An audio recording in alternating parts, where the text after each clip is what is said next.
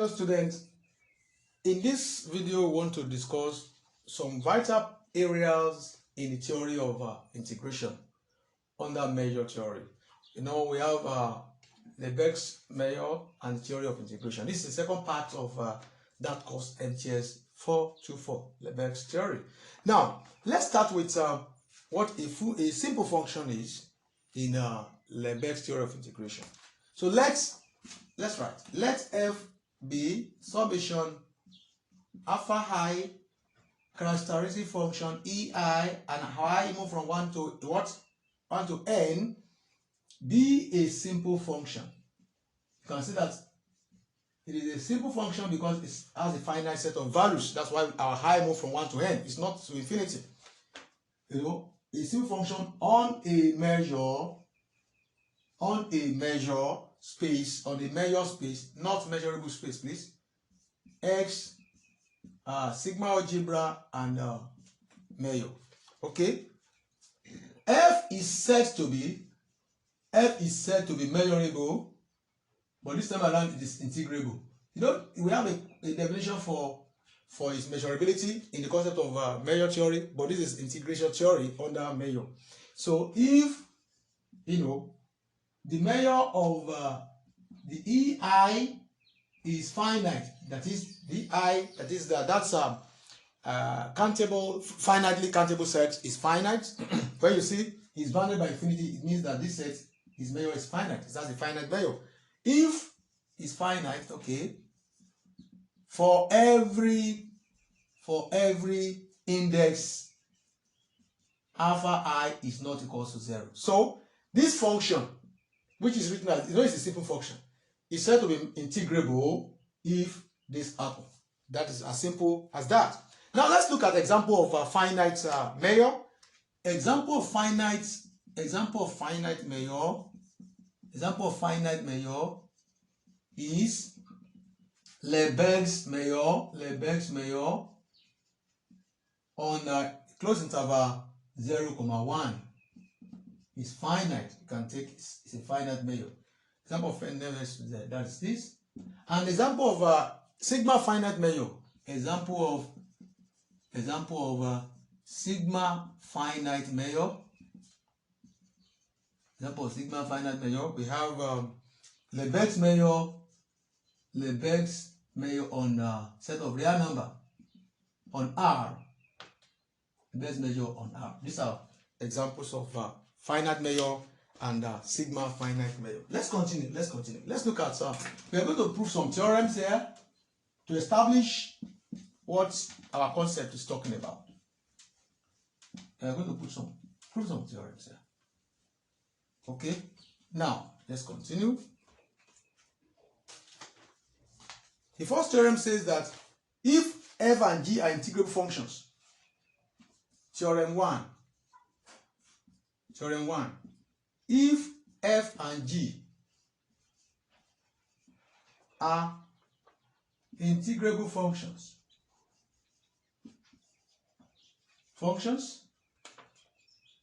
alpha and beta are real numbers,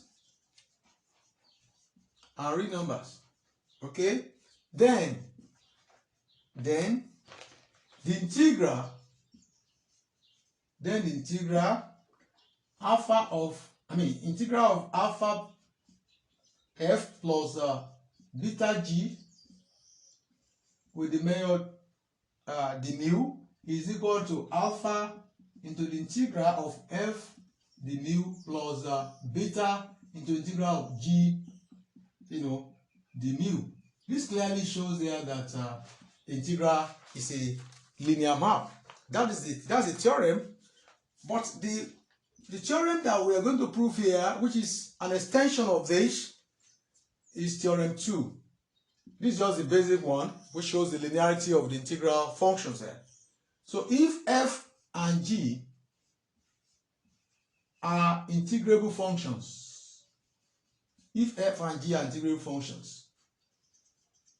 then the integral of the absolute value of f plus g, the mu, will be less than or equal to the integral of the absolute value of f, the mu, plus the integral of absolute value of g d mu. Okay? So let's prove this. We are going to prove this. We are going to prove this.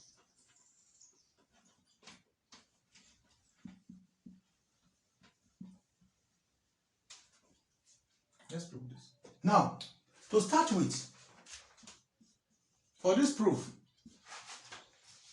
now we use the statement of the theorem that says that if f and g are integrable functions such that f is greater than or equal to g almost everywhere, then let's use that statement. The integral of f d mu is greater than or equal to the integral of g d mu. Okay, let's start with that statement because there's a theorem that says that if f and g are integrable almost everywhere. I hope we can still remember the concept of almost everywhere. When we say a function or a set is measurable almost everywhere, it implies that the subset of that set is of measure 0, and so the complement of the set takes into it takes the proposition. So now if f and g are integrable almost everywhere, then that's from the earlier result we have obtained before. Then the integral of f d mu will be greater than or equal to. You can see that this is monotonic in nature. That's monotonic in nature. So hence, from here, I can say that hence, taking this one here, you have what? Bringing this one here, you have f d mu minus, integral g d mu greater than or equals to 0, of course, which implies that 0 is less than or equal to the subtraction of the two, integral of f minus g d mu. That's clear.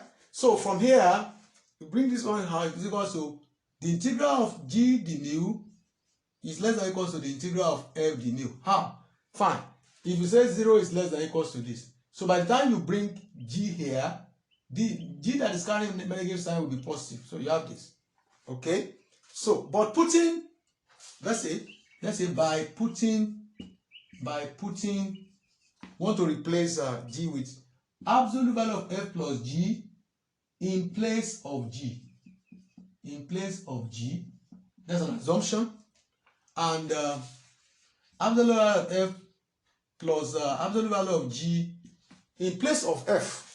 In place of f. In place of f. We have, let's look at this. Does this make sense? Let's replace this g with absolute value of f plus g and replace this f with absolute value of this individual summation. Let's look at, will that work? How? You'll be asking, how come you want to use this? Okay, we want to use it because we are taking it from the concept of almost everywhere. Since we are told that we are using the concept of almost everywhere, that the functions are integrable almost everywhere, so we could assume that g could be equals to f plus g and f could be equals to f. Yes, that's concept to work. So that implies you now have the absolute value of integral of f plus g d mu be less than the integral of f d mu plus the integral of g d mu. So that's proves the theorem. It's as simple as that. It's as simple as that. So let's look at another thing, still under integration of functions. Integration of functions in the measure theory. Now let's replace this. Let's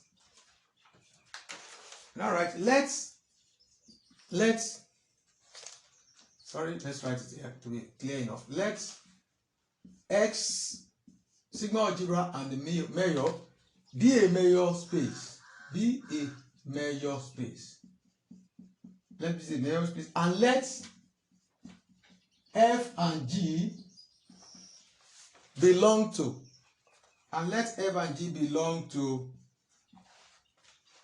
let's say a collection, the collection of non-negative functions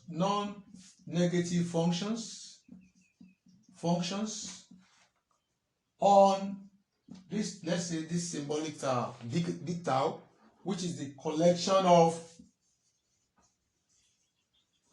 of, this one is bigger than the other one, of all real valued functions. of all real valued simple sigma measurable function. That is, they are measurable functions on X. Okay, and let alpha be a non-negative real number. Okay, then what happens? The following holds. 1, the integral of alpha f d mu is equal to alpha integral of f d mu. 2, the integral of f plus g d mu is equal to the integral of f d mu plus the integral of g d mu. Okay, and the third one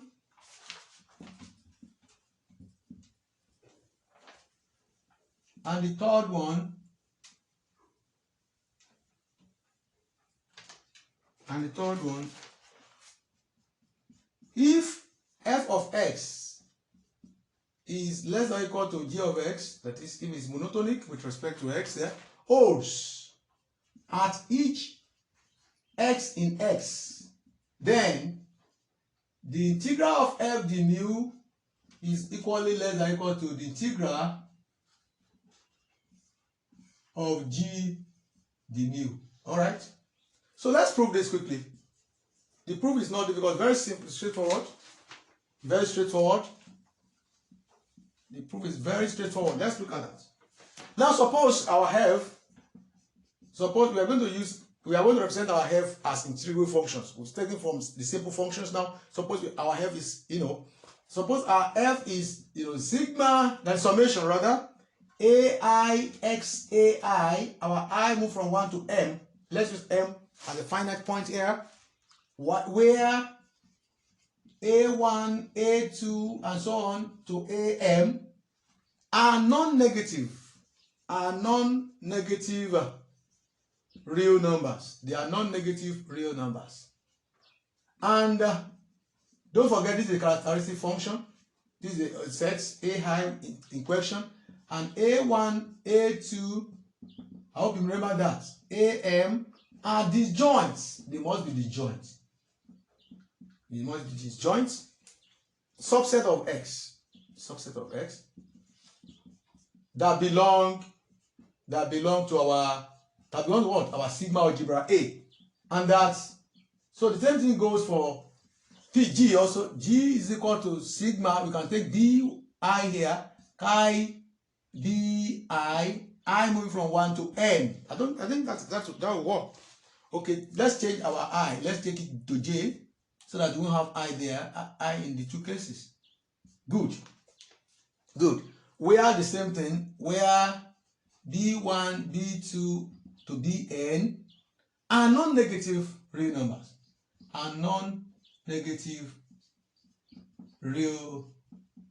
numbers. And our b1, b2, and to bn are disjoint subsets. Of x as well, that belong to the sigma algebra A. Okay, so what follows? Just substitution. What follows now is just substitution. Nothing else.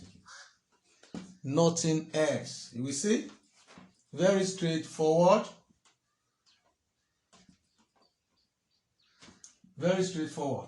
Okay, so we have what? Now assume that.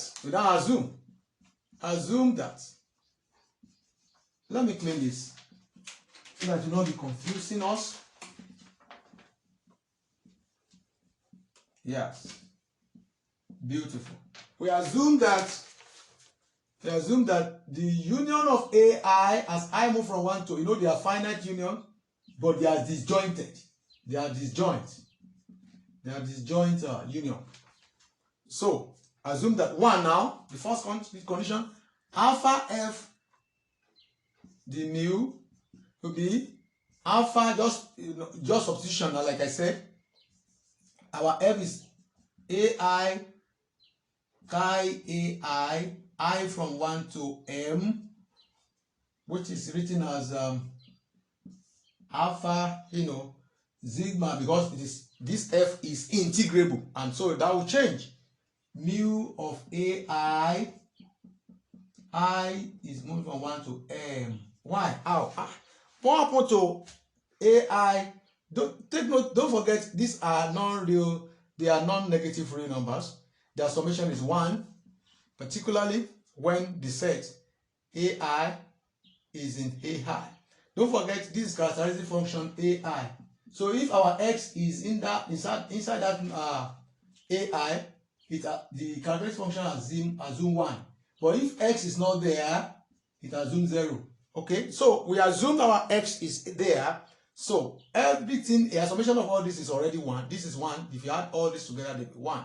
Okay, this is going to be units. Okay, and this disappears. So every other thing here, the measure will take in place, because our f has been defined as an integrable function. Originally it's from a simple function, but it's said to be integrable. That's why it carrying integral here. So the whole of this will disappear. This one will there. So you now have measure of, that is mu of the set ai.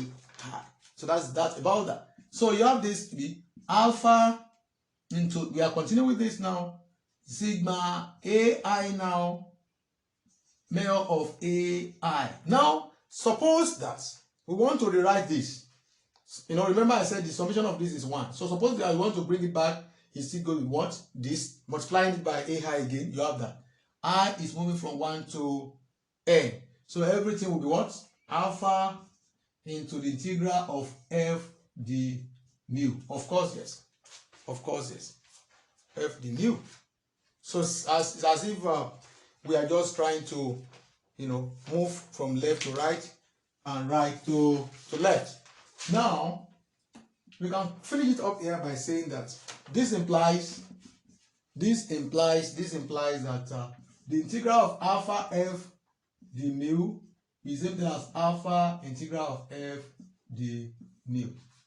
The integral of alpha f, this has given us this. So it's as simple as that.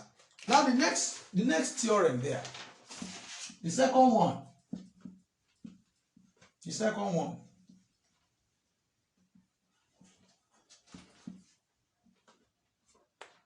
Now the second one says that we want to prove that the integral of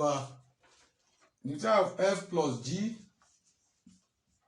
d mu, this time around now, two things are involved. If it is only f, it will be summation. Now it is 2. So summation, double summation. I move from 1 to m, j move from 1 to n. Of the two of them, you are bringing them together, ai plus bj, okay, the measure of ai intersection bj. Very straightforward. I hope you understand how that is done, because initially each of them could be written as integrable functions, and you know what we use to represent them, okay, when we remove the characteristic function. So removing the characteristic function now, when they are already integrable, so you have this, okay. So you can now spread it out without wasting our time. Sigma I is moving from 1 to m, j moving from 1 to n, ai just expand individually. The mu of ai intersection bj plus double summation, I moving from 1 to m, j moving from 1 to n, bj mu of ai intersection bj.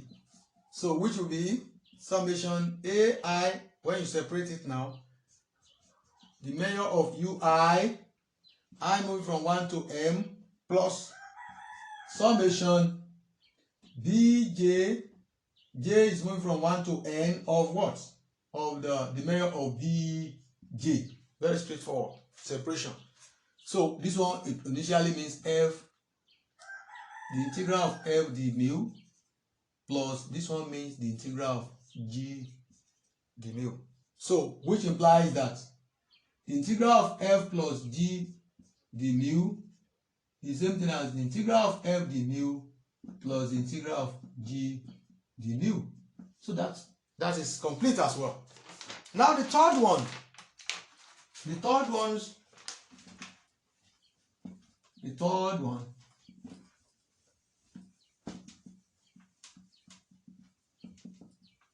Let's look at the third one.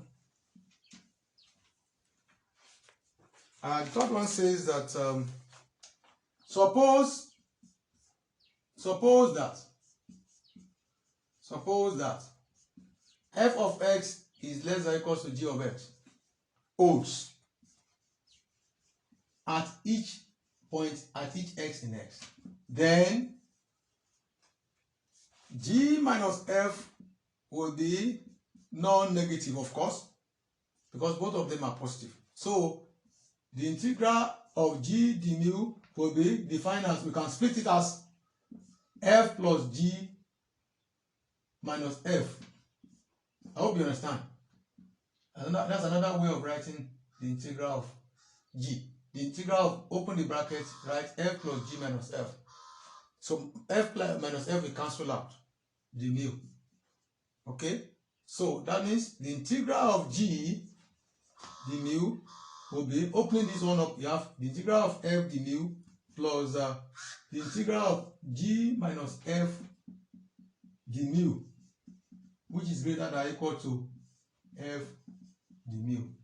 Don't forget, g minus f is non-negative in the set of non-negative functions that we earlier discussed in the hypothesis. So g d mu can be written this way. So you can now write it as, you can split it and write f d mu, if you expand it out, this.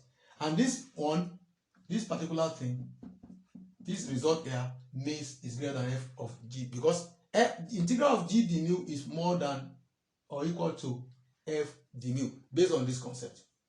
Because we said when you subtract f from g, it is positive. So that means this is greater than that. So you can now rewrite this as the integral of f d mu less than or equals to the integral of g d mu. So this is very, very simple to prove. So with this, we have come to the end of those important theorems in the integration under measure. So please don't forget to click on the notification bell so that each time I upload a video, you'll be duly notified. God bless you.